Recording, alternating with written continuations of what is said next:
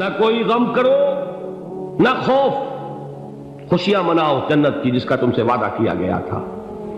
اللہ کی ربوبیت پر اطمینان جب انسان کو ہو جاتا، میرا رب اللہ ہے، ربی اللہ، انسان کے لیے نہ کوئی کھٹکا، نہ کوئی خطرہ، نہ کوئی خوف، نہ کوئی حزن۔ جو کچھ ہو رہا ہے کس کے اذن سے ہو رہا ہے؟ اللہ کے اذن سے۔ اللہ کے اذن کے بغیر پتہ تک نہیں ہلتا۔ یہ کوئی اندھا بہرا مادہ نہیں ہے جس سے مجھے کوئی خوف ہو۔ اندھا بھینسا چلا آ رہا ہو اس سے تو ڈرنے کا ہر انسان کو ڈرنا چاہیے، نہ معلوم کس کو ٹکر مار دے، لیکن نہیں، اس کائنات کو چلانے والا ایک سمیع و بصیر خدا ہے۔ وہ جو میرا دوست ہے، میرا ولی ہے، اللہ ولی الذین آمنوا یخرجہم من الظلمات الی النور، اللہ اہل ایمان کا ولی ہے، ساتھی ہے، پشت پناہ ہے، مددگار ہے، حمایتی ہے۔ بتائیے جسے یقین ہو جائے کہ اللہ میرا مددگار، اللہ میرا محافظ، اللہ میرا پشت پناہ، اللہ میرا حمایتی، اس کے لیے کوئی خوف ہوگا؟ اس سے کوئی ڈر ہوگا؟ میں مثال دیا کرتا ہوں ایک بہت سادہ، پنجاب کے دیہات کی۔ تو بڑا چودھری ہے اور کوئی غریب کسان ہے۔ اس غریب کسان کے جانوروں کو ہر وقت اندیشہ ہوگا چوری کا، کوئی میری بھینس کھول کر نہ لے جائے، کوئی میرا بیل کھول کر نہ لے جائے۔ لیکن جس کے بارے میں یہ سب کو معلوم ہو کہ وہ جو بڑا چودھری ہے وہ اس کا دوست ہے، اس کی بچیا کو کوئی خوف ہوگا؟ اس کی بھینس پر کوئی ہاتھ ڈالے گا؟ اسے کوئی اندیشہ ہوگا؟ نہیں۔ کیوں؟ کہ وہ بڑا چودھری، بڑا اس کا یہاں کا سردار، جاگیردار، سب کو معلوم ہے وہ میرا دوست ہے، کوئی میرے خلاف اقدام نہیں کر سکتا۔ اس دنیا میں یہ چھوٹی سی بات اگر آپ کے دلی اطمینان اور سکون کا باعث بن سکتی ہے تو ذرا تصور کیجئے۔ میں لفظ تصور استعمال کروں گا صرف اس لیے کہ اس کا ہم جس کو کہتے ہیں ادراک اور شعور کر نہیں سکتے، اگر کے ساتھ کر سکتے۔ اگر یقین ہو کہ اللہ میرا مددگار اور یقین ہو کہ اللہ ہر آن میرے ساتھ ہے، پھر کوئی خوف؟ کس کا خوف؟ کوئی شے اللہ سے بالا تر ہے؟ کوئی قوت اس سے زیادہ طاقتور ہے؟ کوئی اس کے ارادے کو بدلنے والا ہے؟ کوئی اس کی مشیت کے آڑے آنے والا ہے؟ یہی بات ہے جو حضور نے فرمائی، یہ ایمان کا حاصل ہے لب لباب، کہ دیکھو اچھی طرح اس بات کو ذہن نشین کر لو، اگر تمام انسان مل کر تمہیں کوئی نقصان پہنچانا چاہے نہیں پہنچا سکتے مگر جو کچھ اللہ نے لکھ دیا ہو، اور تمام انسان مل کر تمہیں کوئی نفع پہنچانا چاہے نہیں پہنچا سکتے مگر وہ شے جو اللہ نے طے کر دی۔ آپ پھر میں کہوں گا ذرا طاری کیجئے، اسے فرض کیجئے، اسے سوچئے، اگر اس حدیث پر ہمارا دل ٹھکا ہوا ہو تو کسی سے ڈر ہوگا؟ یہ مجھے نقصان نہ پہنچا دے، یہ میری رپورٹ خراب نہ کر دے، یہ میری انکریمنٹ نہ رکوا دے، یہ میرا یہ نہ بگاڑ دے، یہ میرے یہ نقصان نہ پہنچا دے۔ اس کا ڈر، اس کا ڈر، اس کا خوف، اس کی خوشامد، اس کے لیے جا کر طرح طرح سے اپنی عزت نفس کو ذلیل کروانا اس کے سامنے، یہ سب کچھ کیوں کرتا ہے انسان؟ جب سمجھتا ہے کہ اس کے ہاتھ میں میرا کوئی نفع ہے، اس کے ہاتھ میں میرے لیے کوئی ضرر ہے، یہ مجھے کوئی غضب پہنچا سکتا ہے، یہ مجھے کوئی نقصان پہنچا سکتا ہے، یہ میرا کوئی کام بنا سکتا ہے، یہ میری کوئی ضرورت پوری کر سکتا ہے، اسی کا نام شرک ہے۔ جہاں آپ نے یہ سمجھا کہ غیر اللہ کے اندر کوئی طاقت موجود ہے وہی شرک ہے۔ بتوں سے تجھ کو امید ہے، خدا سے نو امیدی، مجھے بتا تو صحیح اور کافری کیا ہے؟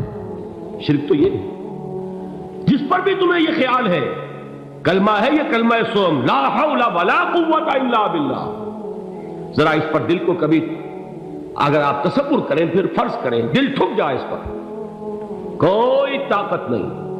یہی بات تھی جو شیخ عبد القادر جیلانی رحمۃ اللہ علیہ نے اپنی وصیت میں اپنے بچے سے کہی۔ 11ویں دینے والے ہیں لیکن حضرت شیخ عبد القادر جیلانی کی وصیت اور تعلیمات کو کتنے لوگ ہیں کہ جانتے ہو؟ یہ جن مقامات تک پہنچے ہیں وہ کس چیز کی بدولت پہنچے؟ انہوں نے جو پیغام دیا وہ کیا تھا؟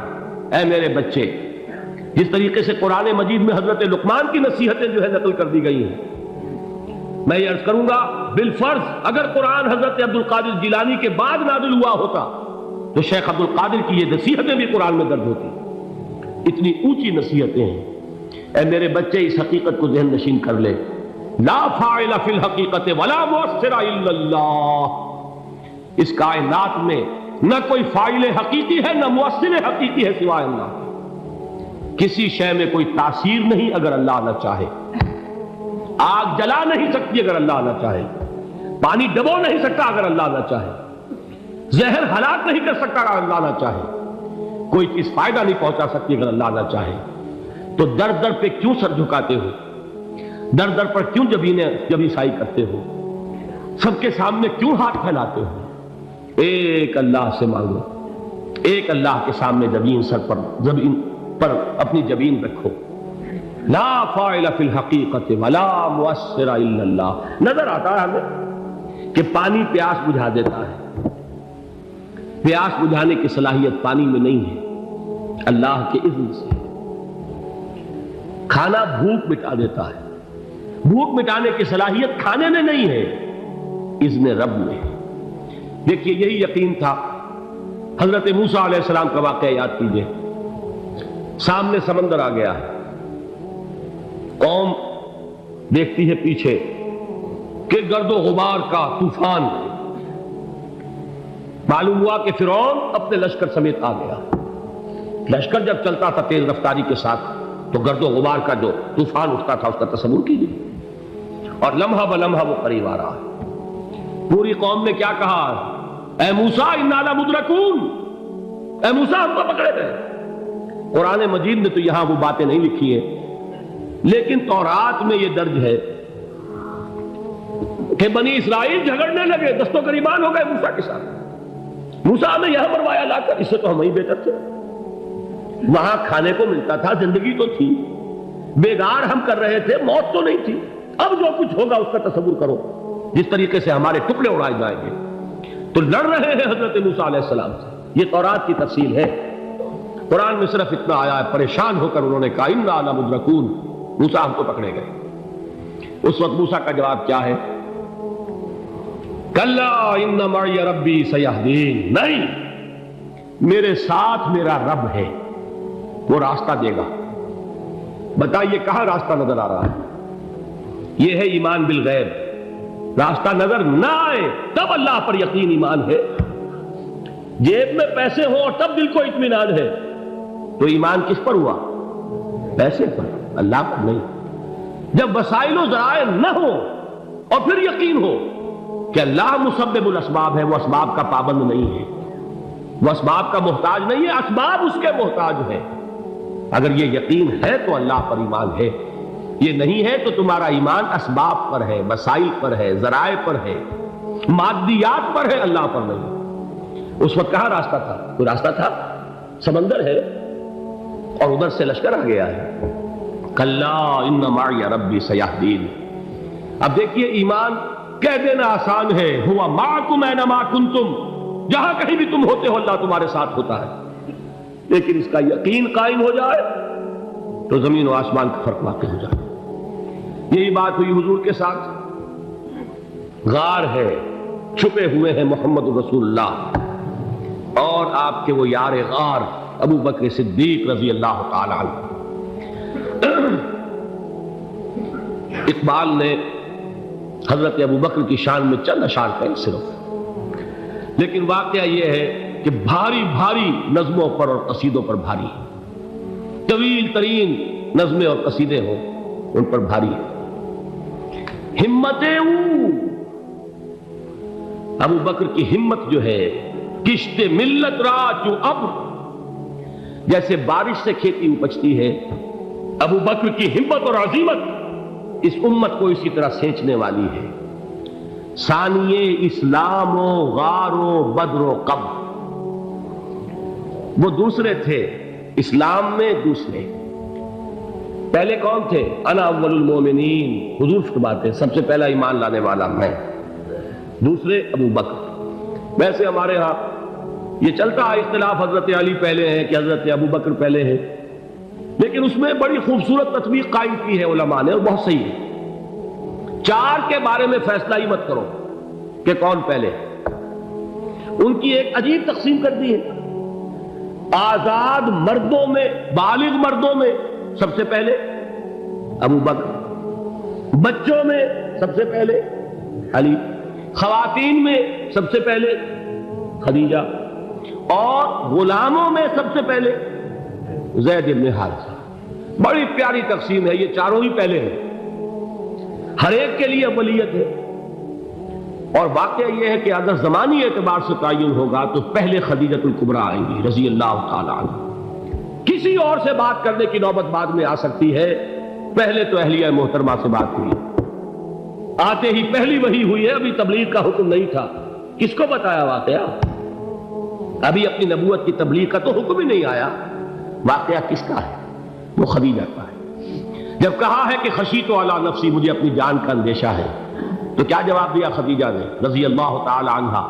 وہ صدیقۃ الکبریٰ ہے، صدیقات جو ہے خواتین ان میں چوٹی پر خدیجۃ الکبریٰ ہے رضی اللہ تعالی عنہا، اور صدیق جو مرد ہیں ان میں صدیق اکبر ہے ابو بکر صدیق رضی اللہ تعالی عنہ، لیکن صدیقات میں چوٹی پر۔ جب حضور نے فرمایا خشیت علی نفسی، کیا فرمایا، کیا عرض کیا، کیسے تسلی دی؟ نہیں، اللہ آپ کو ضائع نہیں کرے گا، آپ غریبوں کے ہمدرد ہیں، آپ مساکین کے تکالیف رفع کرنے والے ہیں، آپ بیواؤں کی سرپرستی کرتے ہیں، آپ مسافروں کی خدمت کرتے ہیں، اللہ آپ کو ضائع نہیں کرے گا۔ یہ یقین ہے اس خاتون کے اندر۔ خیر وہ ایک علیحدہ بات ہو جائے گی۔ میرے دل پر حضرت خدیجہ رضی اللہ تعالیٰ عنہ کی شخصیت کا بڑا گہرا نقش ہے، جو وہ کوئی اور ہی وقت اور موقع ہوا تو بیان ہوگا۔ بہرحال اقبال نے ایک مصرے میں جو 4 اولیتیں جمع کر دی ہیں، ہمتیں او کشت امت را چو ابر، ثانی اسلام و غار و بدر و قبر۔ اسلام میں حضور کے بعد پہلے کون؟ ابو بکر۔ غار میں حضور کے ساتھ کون؟ ابو بکر۔ بدر کی رات اللہ کا رسول سربسجود، وہ جھاڑ، وہ گھاس پھوس کی جو جھوپڑی بنائی گئی تھی، اور وہاں تلوار ننگی لے کر پہرا دینے والا کون؟ ابو بکر۔ اور اس حجرہ عائشہ میں محمد کے بعد سب سے پہلے دفن ہونے والا کون؟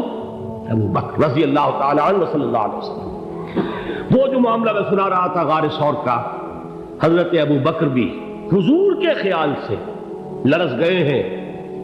آپ کو یاد ہوگا کہ جا کر پہلے تمام جتنے سوراخ تھے انہیں بند کیا ہے، ایک سوراخ رہ گیا تھا جس کو بند کرنے کے لیے کوئی کپڑا نہیں تھا، وہاں اپنی ایڑی رکھی ہے، تب کہا ہے حضور سے تشریف لائیے، اور اپنے زانو پر حضور کو لٹایا ہے، اور وہاں کسی موذی جانور نے کاٹا ہے، حضور کی آنکھ لگ گئی تھی، اس وقت اس بل کے اندر جو بھی بچھو ہے کیا ہے واللہ عالم، اس نے کاٹا ہے، اس کی تکلیف کی وجہ سے ابو بکر کی آنکھوں سے آنسو ٹپک گئے، حضور کے چہرے مبارک پر پڑے ہیں، تو حضور جاگے ہیں، معاملہ کیا ہے؟ ایڑی نہیں ہٹائی وہاں سے، مبادا وہ جانور وہاں سے نکل کر محمد الرسول اللہ کو کوئی گدن پہنچا دے، ابو بکر کی ایڑی ہے، جس طرح چاہے کھا لے، ختم کر دے، جان نکل جائے تب کوئی آنچ آئے، محمد پر تو آئے، لیکن جیتے جی نہیں۔ وہ ہے ابو بکر حضور کے خیال سے۔ اس وقت حضور نے پھر اپنا لعاب دہن لگایا ہے، اور اس سے پھر آپ کی تکلیف ختم ہوئی۔ جیسے خیبر میں حضرت علی کی آنکھ دکھ رہی تھی، اس کو جو شفا حاصل ہوئی ہے وہ بھی حضور کے لعاب دہن سے ہوئی۔ بہرحال اس وقت انہوں نے کہا ہے کہ اے نبی یا رسول اللہ، اگر اس وقت ان میں سے کسی نے غیر ارادی طور پر بھی اپنے قدموں کی طرف جھانک لیا تو پکڑے جائیں۔ کیا جواب تھا اللہ کے رسول کا؟ لا تحزن ان اللہ معنا، اللہ ہمارے ساتھ ہے، کیوں گھبراتے ہو ابو بکر؟ یہ ہے ایمان باللہ، میرا مالک اللہ، میرا رازق اللہ، میرا محافظ اللہ، میرا مددگار اللہ، میرا پشت پناہ اللہ، میرا دوست اللہ۔